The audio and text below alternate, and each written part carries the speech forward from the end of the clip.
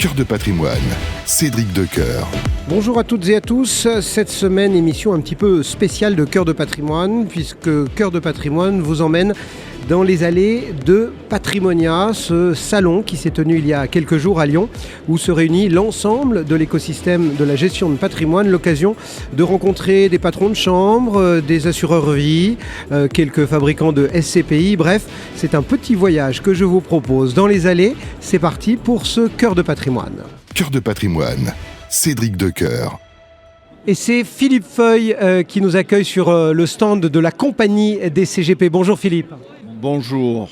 Merci de nous accueillir ici au Cœur de Patrimonia. Cœur de patrimoine est dans les allées de cet événement référence du monde de la gestion de patrimoine, et on va essayer avec vous, mais aussi avec vos petits camarades de la profession, de faire un petit peu un panorama de la façon dont on voit, dont se porte la gestion de patrimoine en ce moment, de l'actualité de vos différentes chambres et donc de la compagnie, et puis aussi peut-être de regarder ce que la profession peut avoir envie de dire au gouvernement, puisque, on le sait, on est sur une nouvelle période. D'abord, rentrons dans 2024, qui est bien entamé. Qu'est-ce qu'on peut dire de 2024 pour la gestion de patrimoine ? Écoutez Cédric, la gestion de patrimoine se porte bien globalement. On voit plus que jamais que l'accompagnement qui est nécessaire auprès des clients et la dimension humaine que ça peut représenter est un impact important, surtout avec tout ce qui est en train de se passer, l'absence de gouvernement pendant un certain temps et tous les propos fiscaux, patrimoniaux et autres. Donc vous doutez bien que les clients ont besoin que nous puissions les accompagner, les écouter et aussi les rassurer. Voilà donc pour le premier constat. Comment se porte la compagnie ? Comment a-t-elle vécu finalement cette première partie de 2024 ? Quelle est un petit peu l'actualité, l'évolution de la compagnie des CGP ? La compagnie se porte très bien, elle continue à se développer. Vous savez que notre ADN, Cédric, qui est très fort chez nous, qui est très ancré, c'est l'humain. Et on voit effectivement que nos effectifs se développent. Donc ça, c'est déjà un point positif. La deuxième des choses, pour rester toujours dans ce domaine d'accompagnement auprès de nos adhérents, nous avons décidé de mettre un certain nombre de choses en place, et notamment sur le plan régional, que nous n'avions pas vraiment jusque-là, c'est-à-dire que nous avons des ambassadeurs régionaux qui vont pouvoir créer une interaction entre les adhérents, les accompagner et justement créer encore plus cette proximité régionale qui va permettre encore plus d'asseoir la compagnie. Donc elle se porte bien. Ça, c'est le premier sujet.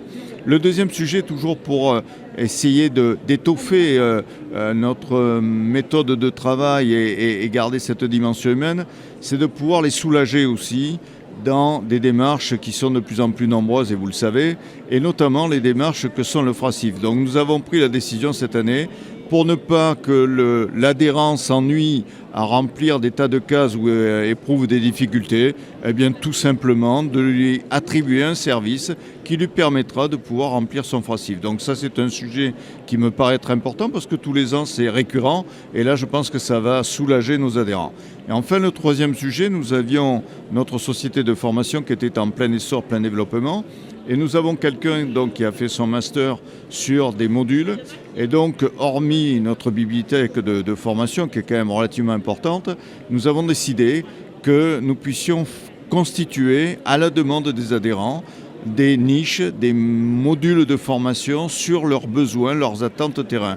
Et là, je pense qu'effectivement, ça va permettre de contribuer au développement et des associations et répondre surtout aux attentes de nos adhérents. Alors juste revenons sur cette évolution, sur ces ambassadeurs régionaux. C'est-à-dire que c'est un point très fort, et vous me brocardez souvent en me disant faut quitter les studios parisiens et descendre en province, et je suis convaincu de ça, et on est ravis d'être aujourd'hui à Lyon aux côtés de la profession. Mais pourquoi, entre guillemets, maintenant avoir décidé justement d'être peut-être encore plus proche des régions ? Vous venez quelque part, Cédric, vous venez de donner la réponse à votre question.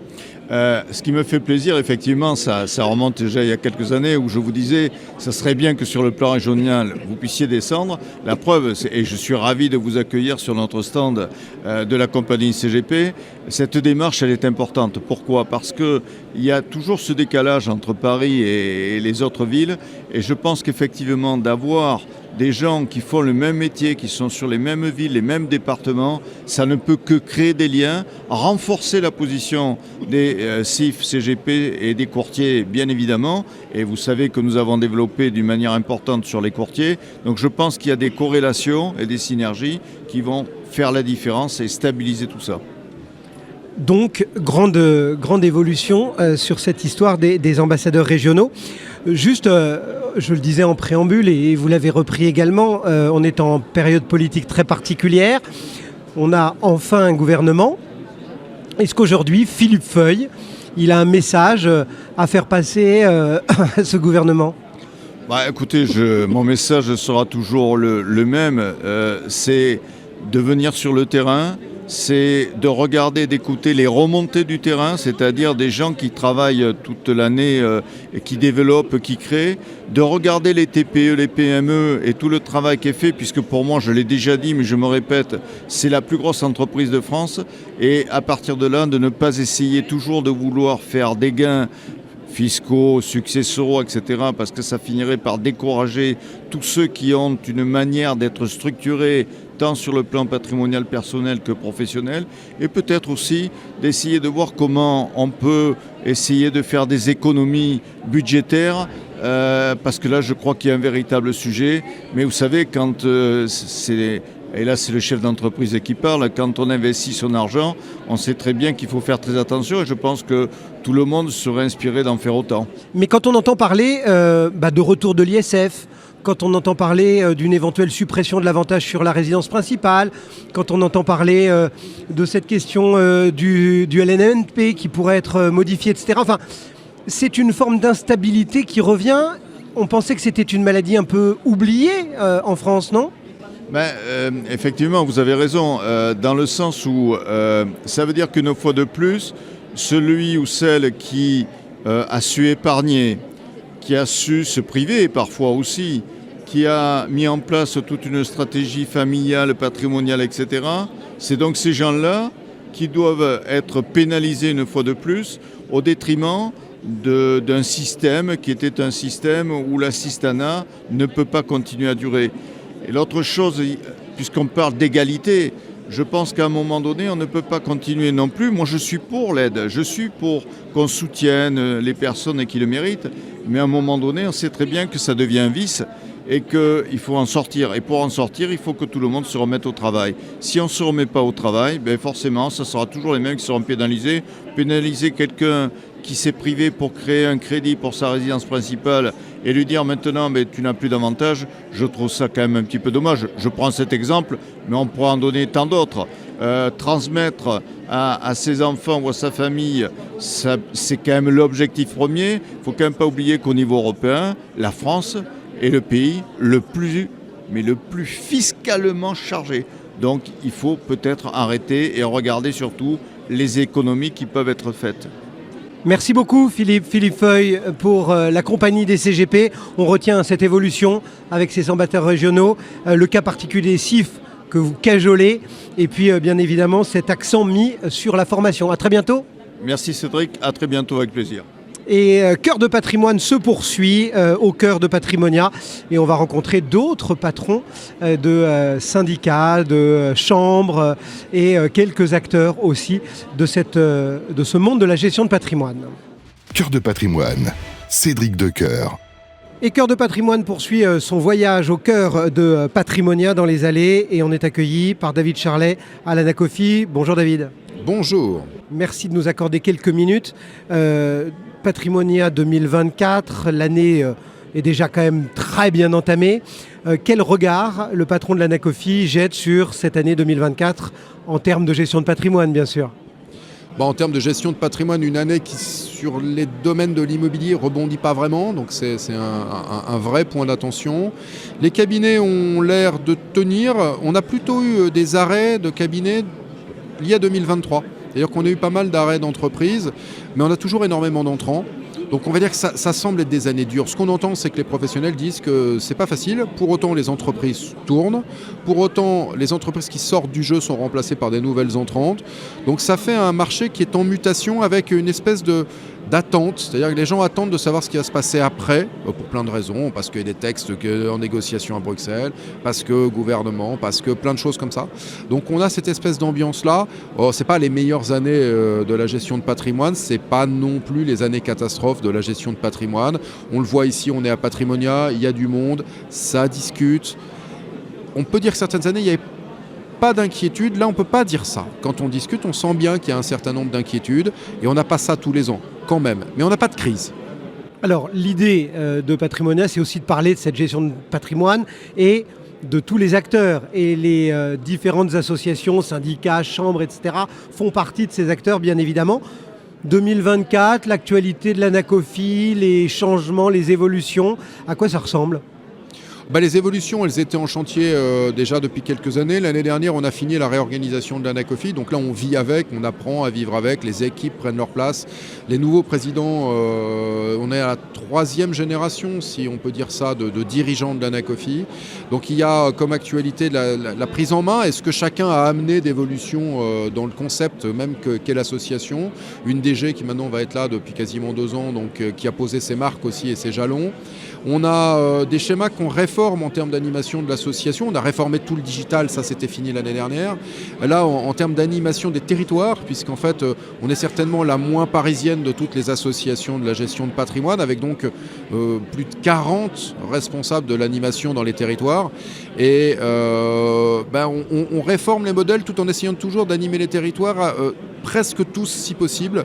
Le problème que l'on a, il est très simple, c'est qu'il y a moins de gens qui viennent dans le présentiel, donc il faut imaginer des formats qui sont plus attractifs et qui ne sont pas les mêmes qu'avant pour renouveler tout en gardant pas tout en gardant ce qui marchait bien. Donc c'est ça l'actualité, plus toutes les négociations. Alors ça c'était un peu arrêté cet été, mais on sait que pas mal de négociations, parce que c'est notre fonction, la représentation, sont dans notre cœur d'actualité dans les mois qui vont venir. Ça a été en début d'année, ça va reprendre là. Voilà l'actualité. Et puis l'actualité, c'est est-ce qu'on va atteindre et dépasser la barre des 8000 entreprises ou pas ? L'année dernière, on était vers 7005. Est-ce que les 8000 seront enfoncés ? Bon, c'est un petit truc chiffré, c'est pas le plus important. Quand on sait qu'on s'était fixé comme objectif maximum un jour dans notre vie 6005 et qu'ils sont enfoncés depuis longtemps. Mais quand même, ça fait un petit enjeu pour toute l'équipe de surveiller les chiffres. Alors vous avez parlé de négociations, etc. Il y a 3 fameuses lettres qu'on évoque ensemble assez fréquemment. C'est bien évidemment la RIS. Qu'est-ce qu'il faut, j'ai presque envie de dire, encore dire sur la RIS ? Ce qu'il faut dire, c'est qu'aujourd'hui, on a 2 projets, il y en a 3, mais il y en a 2 qui comptent, qui sont posés sur la table et qu'il va falloir les fusionner. Donc ces textes font très peur, mais pas que au CGP, ils font peur au monde bancaire, au monde assurantiel, au monde de la gestion, au monde du courtage, au monde de la gestion de patrimoine. Ils font même peur par résonance à des mondes comme ceux de l'immobilier, parce qu'on se dit que ce qui sera fait dans la RIS a des chances d'être copié dans d'autres domaines. Donc ce qu'on peut encore dire, c'est qu'on attend le résultat de cette fusion des textes et que c'est pas le système des rétrocessions et donc le modèle en général des CGP qui est en risque, mais en revanche les modalités de fonctionnement des entreprises sont en risque. Alors comme on n'a pas de visibilité sur comment ça va atterrir, on sait en tout cas les cartes posées sur la table, on sait les options, mais il y a des options qui ne sont pas gênantes voire bonnes, il y a des options qui sont véritablement négative et encore pour rester poli. Donc c'est ça en fait. Et là on a un petit sujet, c'est que là où ça aurait dû être clos maintenant, les Hongrois ne le gèrent pas. Parce que très probablement ils sont très peu concernés, parce que la présidence de l'Union aux Hongrois c'était peut-être pas le meilleur acteur pour gérer ça, parce que c'est pas ce qui l'intéresse le plus et parce que c'est pas ce qu'ils connaissent le plus. Donc du coup on prend du retard. Et du coup, tout le monde reste un petit peu en train de planer en attendant de savoir où comment ça va atterrir. Et c'est ça, en fait, notre problème de la RIS. Mais vraiment, on sent ici que ça, c'est un des sujets qui les inquiète. Comment ça va atterrir et quelles nouvelles contraintes ? J'ai envie de dire qu'il y a un autre endroit où on plane un peu. Ça concerne l'Hexagone et la politique. On a eu la dissolution, on a eu toute cette campagne, on a eu cet été en attente d'un Premier ministre. Ça y est, on a un gouvernement. Quel est le message finalement que David Charlet, au nom de l'Anacofi bien sûr, a envie d'adresser au nouveau gouvernement. Je vous oriente un peu dans le message. Il concerne la fiscalité. C'est vrai qu'il y a quand même beaucoup de questions. On entend parler d'ISF, on entend parler de suppression ou pas de l'avantage lié à la résidence principale. On sait qu'il y a des histoires autour de la LMNT. On sait qu'il y a ces questions éventuellement de TVA, de droits de succession. Enfin, voilà. On a l'impression qu'on en avait terminé depuis des années avec l'instabilité fiscale et qu'on pourrait en remettre une grande dose. Alors je ne veux pas vous forcer à aller sur ce terrain-là, vous êtes libre de votre question ou de votre suggestion au gouvernement, David, mais voilà, c'est l'élément de réflexion qui motive, on va dire, ma question. Bon, il y a 3 domaines dans lesquels on les attend assez fortement. On pourrait en rajouter plein, mais il y en a 3 qui doivent être traités très vite. Le premier, c'est qu'on parlait de la RIS il y a 2 minutes. Cette RIS est en cours de négociation et maintenant c'est à la main des États de pouvoir encore influer sur le texte. On a un nouveau ministre des Affaires étrangères. Il se trouve quand même que je rappelle qu'il connaissait bien le monde de la gestion de patrimoine. C'est à la base un économiste, c'est un gars de MIT.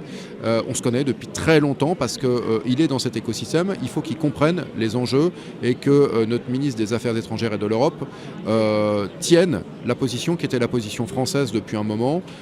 Et qu'on puisse compter sur lui. Ça, c'est absolument vital. S'il ne le fait pas, de toute façon, 80 à 90 000 entreprises en France seront en danger. Donc là, on ne discute pas. Nous, ça va être dans nos priorités d'accéder à son cabinet et d'obtenir que vraiment, il tienne les rênes et il ne lâche pas les Français que nous sommes, plus exactement le modèle français que nous ne sommes pas les seuls à avoir, mais qui est un des modèles leaders en Europe, si ce n'est le modèle leader en Europe. Et il y a un enjeu en dizaines de milliers d'entreprises. Voilà. Et là, pour le coup, ça me paraît central. Ensuite, il y a un deuxième domaine qui est l'immobilier, qui est dans un état catastrophique. Et le gouvernement d'avant envisageait de prendre des décisions. Alors, bonne ou mauvaise, il y avait plusieurs choses sur la table. Tout s'est arrêté. Il faut qu'on reprenne ça et qu'on re-rentre dans des discussions et que les choses qui soient faites soient intelligentes et aident à relancer ce marché qui est dans une situation qui est catastrophique. Oui, pour certains, c'est en tout cas ce qu'ils estiment. En tout cas, mais au moins, on a un vrai ministre de plein exercice sur le logement.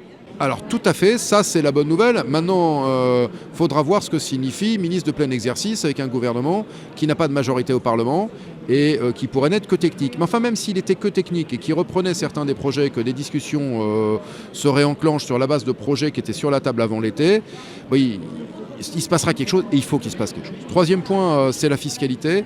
Alors oui, sur la fiscalité, on est tous d'accord. Je veux dire, il n'y a pas un pays au monde où les acteurs de l'économie ne disent autre chose que de la stabilité. Un impôt correct qui génère ce dont l'État a besoin, un État qui ne dépense pas trop, et puis de la stabilité. Ce que tout le monde déteste, c'est l'instabilité. C'est dans toutes les périodes où ça a changé tous les 2 ans parce que c'est trop fréquent, eh bien ça provoque quelque chose, c'est qu'en moins de 2 ans, on ne peut même pas adapter un écosystème, on ne peut pas adapter les conseillers, les citoyens n'ont pas le temps de s'adapter à la nouveauté, etc. etc. Donc il y a un vrai enjeu de stabilité, et puis on parle de tellement de choses qui pourraient bouger que va falloir faire des choix s'ils veulent faire quelque chose, et s'ils doivent toucher à l'impôt, il faut toucher peu de choses et qu'elles soient efficaces. Bien sûr, nous on serait... dans les positions de l'Anacofi, il est écrit « n'augmentez pas les impôts », donc on est très clair. Maintenant, on est conscient que c'est peu probable et que si des choses doivent bouger, alors il faut qu'elles soient faites de façon intelligente et que ce ne soit pas tout qui bouge, pas à la De Gaulle. De Gaulle avait tout bougé quand il était arrivé pour rétablir les comptes de l'État. Bien malheureusement, là, je pense qu'on n'est pas dans une situation où on pourrait le faire. On mettrait un bazar considérable. Donc si ça doit être sur quelques éléments, il faut bien les choisir. Il y en a qui sont stupides, hein. Il y en a qu'il ne faut vraiment pas prendre. Il y a des axes comme par exemple réformer la fiscalité de la résidence principale. C'est une des plus immenses conneries qu'on puisse faire. Ça n'a pas de sens parce qu'en plus, ce dont on parle, ça n'est pas revenir à l'ancienne règle. Et l'ancienne règle, elle avait du sens, mais il ne faut pas oublier que dans ce cas-là, les intérêts d'emprunt pour la résidence principale étaient déductibles. Enfin, il y avait un cadre qui n'était pas simplement de dire on taxe. Voilà. Donc ce serait vraiment bête. L'ISF, c'est un impôt qui est mauvais. Mais au moins, il a un avantage pour nous, les CGP, c'est que dès qu'il y a SF, il y a utilisation des CGP.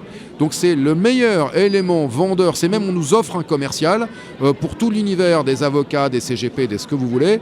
Mais en soi, ce n'est pas un bon impôt. Pourront-ils faire l'économie de le remettre en place vu les demandes ? On verra bien. Mais de toute façon, quoi qu'ils fassent, il faut que ce soit sûr, avec peu de décisions. Et il faudra ensuite, de toute façon, que ça garde une stabilité. Et puis, bien sûr, il faudra que ce soit intelligent. L'ISF, tel qu'il était fait, était aussi en lui-même bête dans sa mécanique. Donc même si ça en revenait à ça, nous ne désespérons pas. Si jamais tout ça se mettait en place, nous serions auditionnés. Ça a toujours été le cas pour le coup. Mais il faudrait nous entendre, parce que nous représentons ceux qui conseillent les citoyens. Donc on a une petite idée de ce qu'ils accepteraient, n'accepteraient pas, de ce qu'est un riche, ce qu'est un pauvre. Voilà, j'entendais les rémunérations de ce qu'est un riche aujourd'hui. Faut dire que ce qu'on entend de certaines associations, si ça c'est un riche, alors on est riche très vite, et surtout en étant un petit cadre, il faut s'en rendre compte, ou en étant un petit patron qui bosse de chez lui sans avoir de salariés. Est-ce que c'est vraiment un patron? C'est une question. Voilà ceux qu'on vient taper, quoi.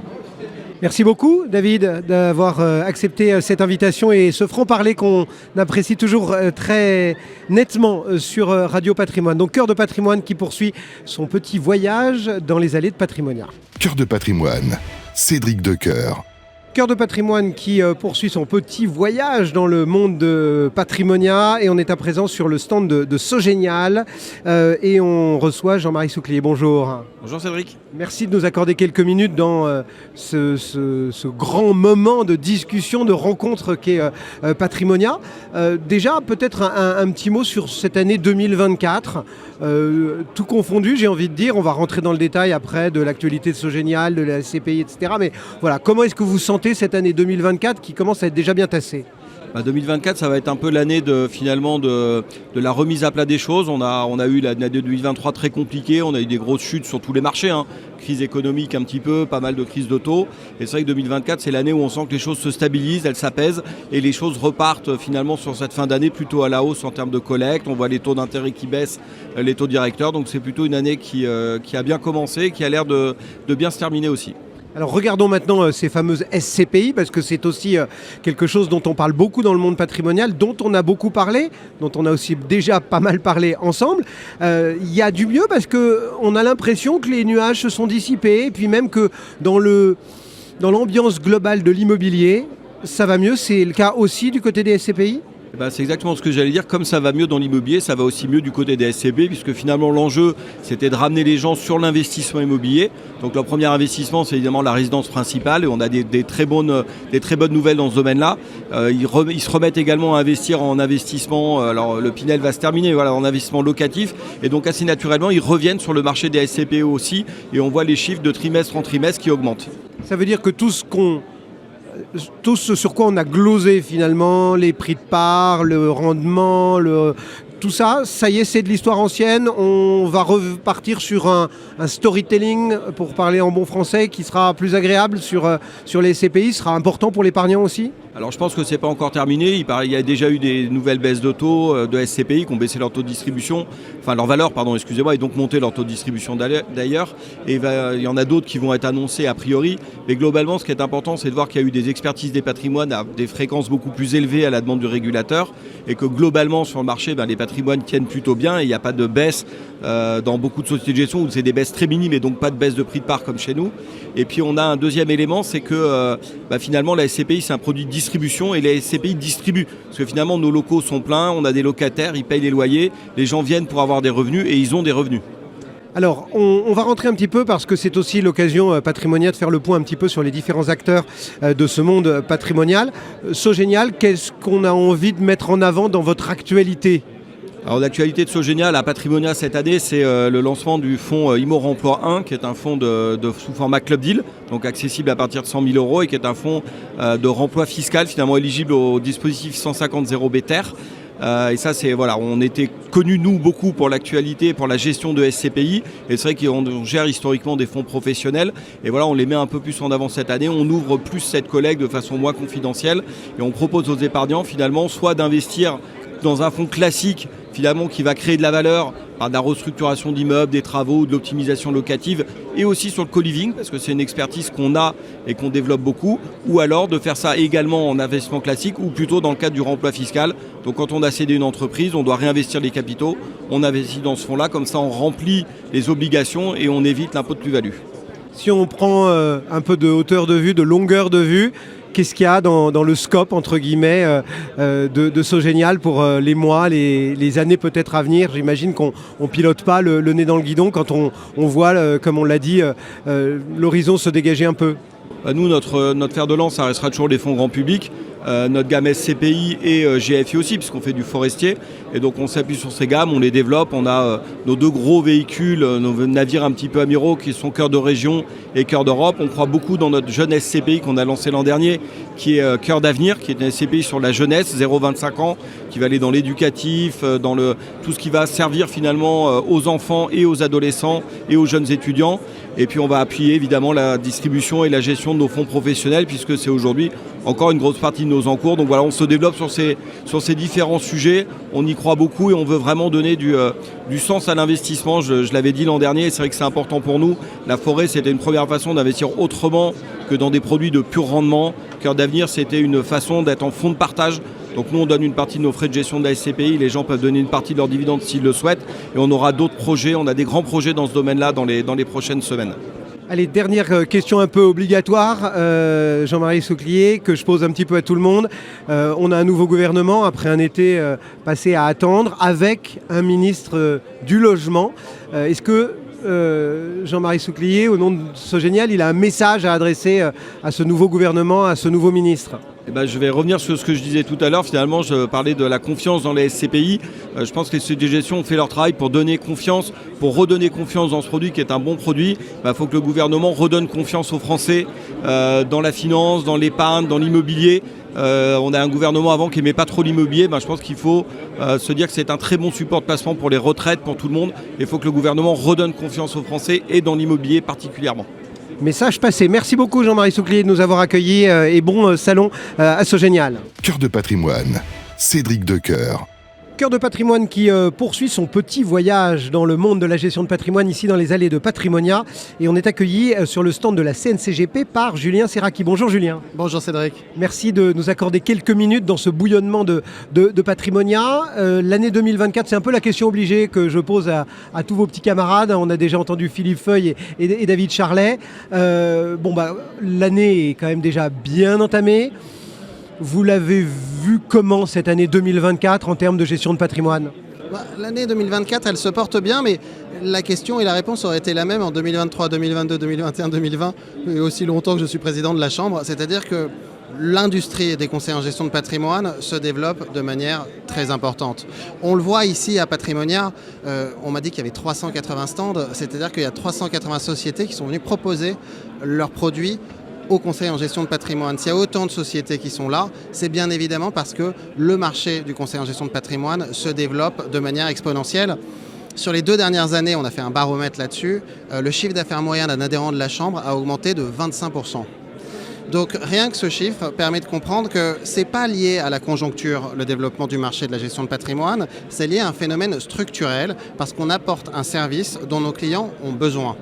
Aujourd'hui, les clients sont soit dans la banque de détail, soit dans la banque privée. Ils ne retrouvent plus forcément l'intuitu personnel, la relation humaine qu'ils avaient avant. Et avec les CGP, ils ont évidemment la compétence, c'est une évidence, mais ils ont aussi ce rapport humain très fort. Et c'est ce qui fait que les CGP gagnent des parts de marché en permanence. Ça explique la croissance du chiffre d'affaires moyen dont j'ai parlé. Ça explique un autre chiffre qu'il y a eu l'année dernière 12 milliards de collectes des CGP de la Chambre sur les instruments financiers et l'assurance vie. C'est un chiffre énorme.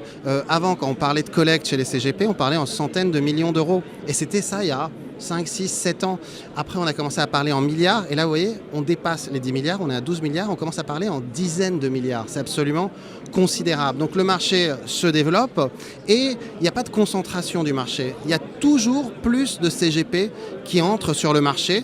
Je crois qu'on en est à 6700 aujourd'hui, CIF en France. C'est absolument considérable. On a 200-300 chiffres chaque année qui rentrent sur le marché. Les 2 tiers, d'ailleurs, viennent à la Chambre.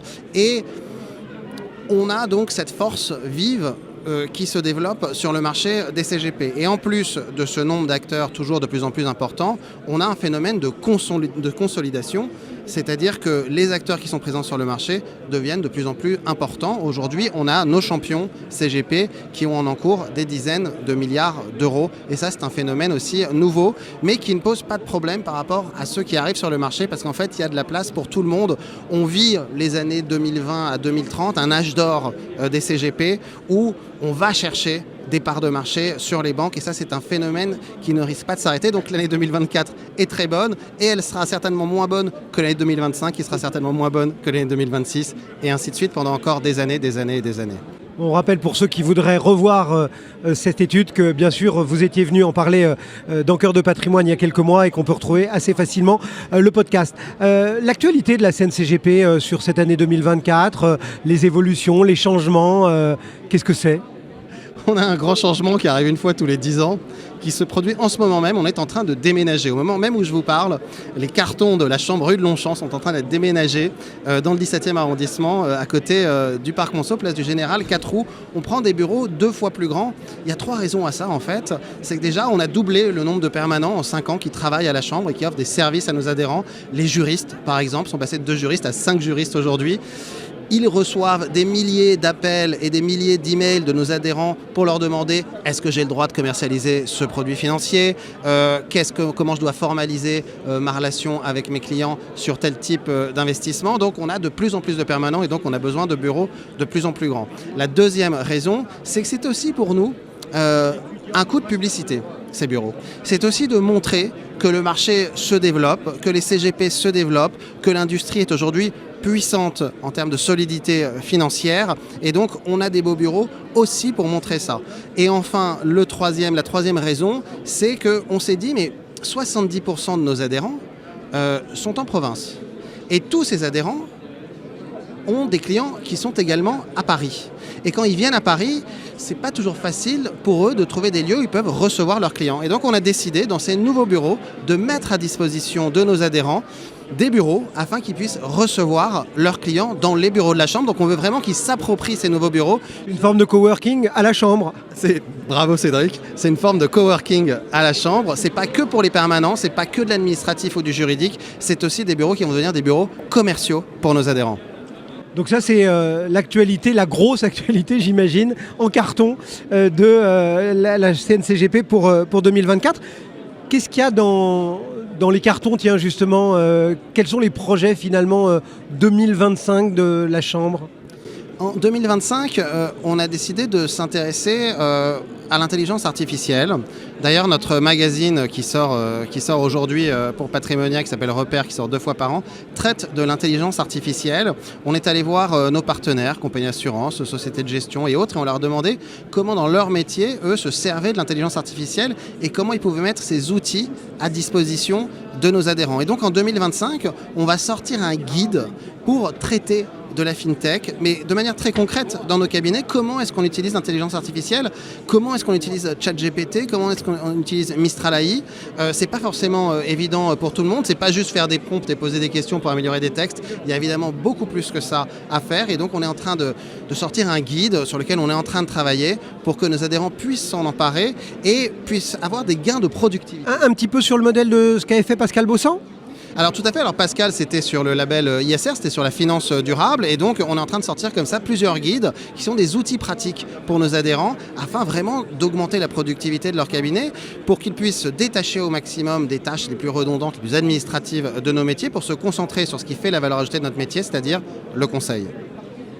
Autre question presque obligatoire que je vous pose, Julien Serracchi, que je pose à tous vos petits camarades, c'est bien évidemment une question politique. Après un été sans gouvernement, on a un nouveau gouvernement. Quel est le message que Julien Serracchi, pour la CNCGP bien sûr, a envie d'adresser au nouveau gouvernement ? On entend parler d'une seule chose, c'est le déficit et la dette. Évidemment, ce sont des sujets primordiaux, on l'entend très bien. Mais je crois qu'on se trompe si on analyse uniquement le prisme économique de la France et ses lacunes sous cet angle-là. Quand on voit ce qui se passe, en fait, c'est qu'en Europe, et en France évidemment, on a des idées, mais que finalement, ces idées, elles sont financées aux États-Unis, et donc nos chercheurs partent aux États-Unis. Et que notre épargne, qui est la plus importante au monde, en Europe, elle ne sert qu'à acheter de la dette américaine. Donc finalement, on finance leur budget aux Américains, et ils nous piquent nos idées.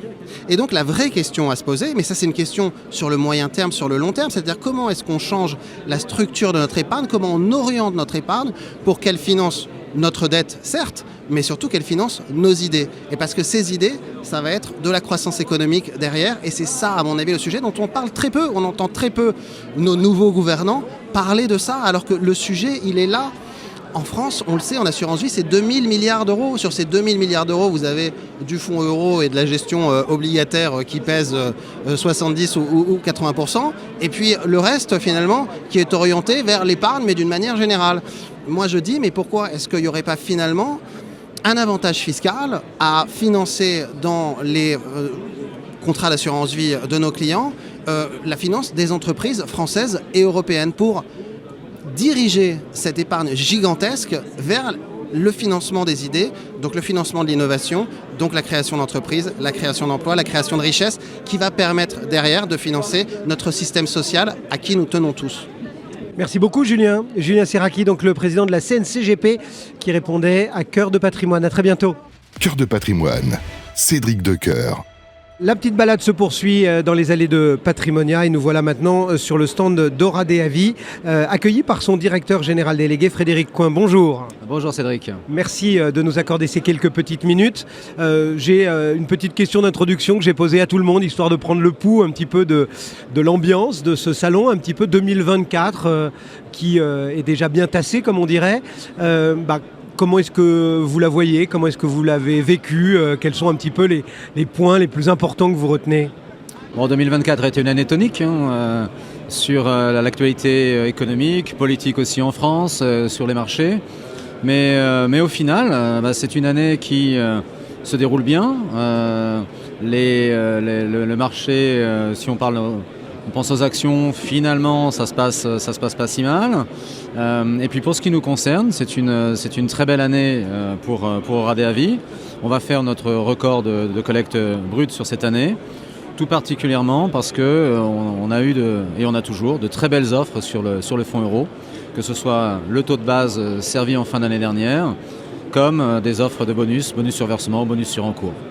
Alors justement, quelles seraient les grandes actualités, on va dire, d'Oradea Avis en ce moment? Quels sont les points les plus marquants, ceux peut-être que vous avez abordés ici avec tous les partenaires qui sont passés? Bon, donc évidemment, on a nos offres actuelles de bonus sur le fonds en euros. Donc on a une offre sans condition d'UC, donc à partir de 0 UC, donc 100% d'euros, à plus 1% de bonus sur versement.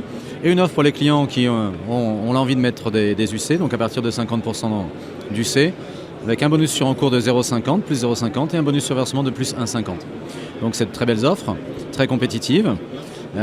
Et par ailleurs, on a une deuxième actualité dont on a parlé avec nos partenaires, c'est le lancement le mois prochain d'un nouvel outil digital à destination de nos partenaires CGPI, permettant la consultation des contrats de façon complètement rénovée, très, très intuitive, très, très performante, et on en est assez content, ça va les aider à bien travailler. Vous les avez sentis comment, nos CGP? L'ambiance, ils sont sereins, ils sont préoccupés. Quelle est un petit peu la prise de pouls que vous pouvez nous donner aujourd'hui? Écoutez, il y a des interrogations forcément légitimes par rapport à l'actualité économique, par rapport à ce qui va pouvoir se passer. C'est vrai qu'on est quand même rentré depuis quelques années dans des périodes assez instables avec beaucoup d'événements venant perturber les choses, mais pour autant pas inquiets. Ils sont très connectés à l'actualité pour pouvoir bien conseiller leurs clients, bien les orienter, pas trouver particulièrement inquiets. Et puis ils savent qu'ils peuvent s'appuyer sur les offres de leurs partenaires pour bien servir leurs clients. Et on a des offres pour ça. Alors, vous tendez quasiment la perche. C'est vrai que l'actualité a été bien remplie, notamment concernant la France et la politique. Alors, on ne va pas s'improviser commentateur politique, mais n'empêche que, est-ce que vous auriez un message, entre guillemets, à passer à ce nouveau gouvernement? C'est une question que j'ai un peu posée à tout le monde, et c'est vrai que la fiscalité, notamment, la stabilité, etc., reste au cœur de toutes les préoccupations. Voilà, le message que vous auriez envie de passer au gouvernement. D'une manière générale, on le sait bien, en matière économique, la confiance est clé. Et la confiance, c'est aussi avoir de la visibilité sur ce qui peut se passer. Et donc oui, la stabilité est un mot-clé. en matière économique, en matière fiscale. Le monde économique, d'une manière générale, a horreur des surprises. Presque, alors évidemment, on aime bien les bonnes surprises, mais globalement, surtout, ce qui est important, c'est d'avoir de la visibilité sur le moyen terme. Parce que on a des business plans, on a des exigences de rentabilité, on planifie nos investissements, et pour tout ça, il faut de la stabilité et de la visibilité. Merci beaucoup de nous avoir accueillis. Frédéric Coin donc pour Oradea Vie dans les allées de Patrimonia. Cœur de patrimoine, Cédric Decoeur. Eh bien, on termine notre petit voyage dans ces allées de Patrimonia en rejoignant la CNCEF et Pascal Gloser. Merci Pascal de nous accueillir. Bonjour et félicitations parce que c'est une nouvelle année, une nouvelle aventure qui commence pour vous. Bonjour Cédric, oui merci. Effectivement, je viens de prendre le mandat à la suite de Stéphane Fantuz et je m'inscris vraiment en continuité de tout ce qu'il a réalisé pour la CNCEF Patrimoine jusqu'à présent. On dénombre aujourd'hui 1546 structures à la CNCEF Patrimoine et donc en effet on va essayer de poursuivre en ce sens en continuant à aider nos membres dans leur développement, dans le développement de leurs activités et puis à contribuer à pérenniser la profession parce qu'on voit que c'est un travail quotidien. Alors, on est là en fin d'année, on va dire, on est déjà mi-septembre. Qu'est-ce que vous regardez sur cette année 2024, si on la regarde un peu de façon générale, autour de cette idée de l'épargne et effectivement du patrimoine ? Alors sur nos métiers, je crois qu'on peut quand même se féliciter d'une part de marché qui se développe, donc la part de marché des CGP. Et ça c'est appréciable parce que ça doit être le fait depuis 2 ans ou 2 ans et demi. Et en effet c'est satisfaisant. Alors c'est sans doute le fruit de différents éléments, une professionnalisation des acteurs, une meilleure organisation au niveau des cabinets, suite effectivement à la mise en place d'une réglementation accrue. Également, on ne peut que le constater, une concentration et la naissance d'acteurs de grande taille, mais également, et non moins important, une attractivité du métier pour des jeunes cabinets. Donc je pense que tout ceci concourt en effet à développer nos parts de marché, ce dont on peut quand même se féliciter. Alors, voilà pour le cadre général. Si on se penche un petit peu plus sur la CNCEF, sur son actualité, sur les faits les plus marquants, les plus saillants, qu'est-ce que vous avez envie de retenir, de mettre en avant ? Alors, c'est vrai qu'au niveau de la CNCEF, on accompagne nos membres donc pour qu'ils soient en conformité réglementaire, mais également pour qu'ils développent leur activité. Donc, il y a toutes les plateformes de formation que nous mettons en place et qui sont certifiées au service de nos membres. Il y a également beaucoup de formations sur un format un peu différent, avec des webinaires par exemple. Et puis, un tout nouveau guide CIF qui a été créé effectivement à l'initiative de Paola Cargemel et qui permet aux CIF de bien voir traduire l'ensemble de leurs obligations, quel que soit leur métier d'origine. C'est-à-dire qu'il y a des CIF spécifiques pour les family office, pour les CIF, j'allais dire plus classifs CGP, et puis également pour tous ceux qui commercialisent auprès d'institutionnels. On en a quand même à peu près 10% au niveau de la CNCEF Patrimoine. Il y a des grands thèmes aussi, des grands acronymes, des grands mots qui traversent un petit peu la profession. On pense à la RIS notamment, qui est très importante. Comment est-ce que vous regardez tout ça et quelles sont un petit peu les thématiques qui vous semblent les plus importantes à appuyer pour la CNCEF ? Alors c'est vrai que la RIS c'est un gros sujet de place puisque, on le rappelle, c'est une initiative effectivement européenne qui effectivement vise à améliorer la connaissance, l'accès en tout cas au marché financier pour l'épargnant et l'investisseur de détail, et puis également à protéger ce même investisseur. Donc c'est vrai que ceci, c'était une démarche de 2020 qui regroupait 3 volets différents. Donc on le sait, il y a le côté renforcement de l'encadrement des rétrocommissions. Il y a le côté dont on a beaucoup parlé, value for money. Sur l'encadrement des commissions, il y avait une clause de revoyure qui était fixée à 3 ans. Sur value for money, n'était considéré initialement que les aspects, le rapport entre le coût et le rendement du produit, donc ce qui exclut toute notion plus qualitative. Et enfin, le 3e volet, c'était un benchmark qui se voulait européen sur l'ensemble des produits visés par la directive. Donc, sur ce point-là, en 2024, notamment en mai 2024, ces dispositifs ont un petit peu évolué grâce au lobbying et effectivement à tous les travaux qui ont été réalisés par les associations et également des des associations intermédiaires comme l'AFG qui nous aident aussi beaucoup sur la représentation et l'AMF également. Donc ces travaux ont conduit à ce qu'on instaure la notion de meilleur intérêt du client, donc enfin une notion qualitative et pas une seule notion attachée au coût. La clause de revoyure, la fameuse, est prévue à un horizon de 5 ans et non plus de 3 ans. Pour autant, dans 5 ans, on pourra reparler du versement des rétrocessions, donc il faudra effectivement rester vigilant.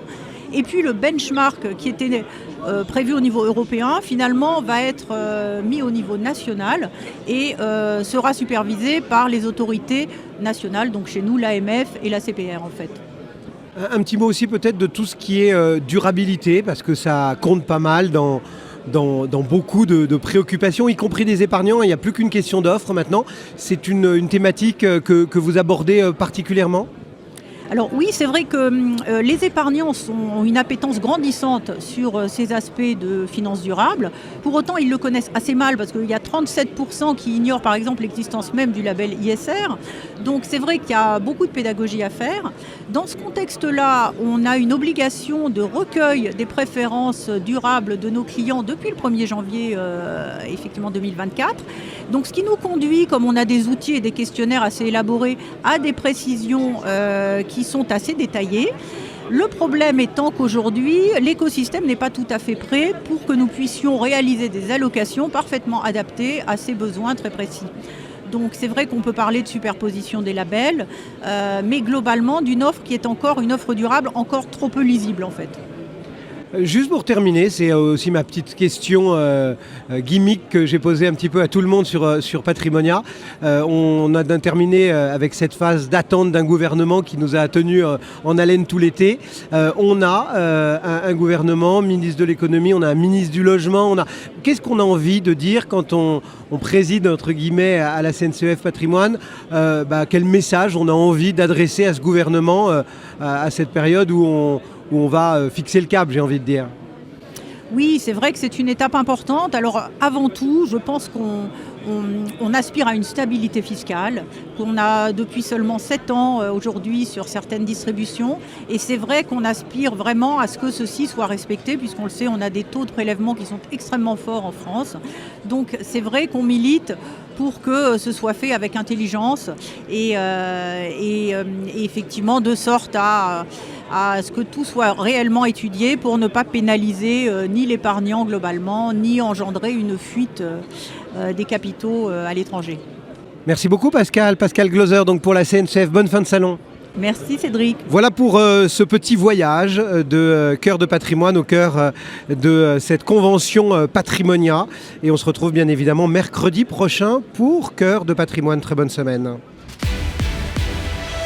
Cœur de Patrimoine, une émission à réécouter et télécharger sur le site et l'appli Radio Patrimoine et sur toutes les plateformes de streaming.